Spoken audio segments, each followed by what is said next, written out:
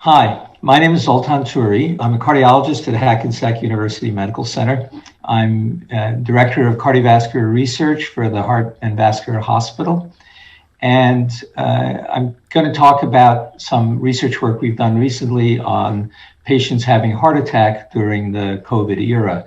So we looked at our COVID patients having heart attacks, and we looked specifically at what their coronary arteries look like and compared them to the arteries of patients a year earlier in the same period. That was our control group. Those were the patients who didn't have COVID.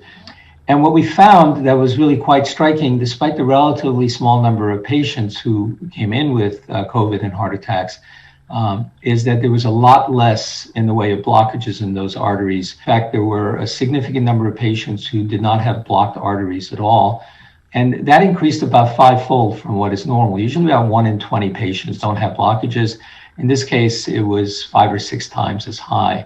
Well, from 1 in 20 to 1 in 3 is a dramatic increase in the number of patients having that worst kind of heart attack without any coronary artery blockages. It's a little scary, actually.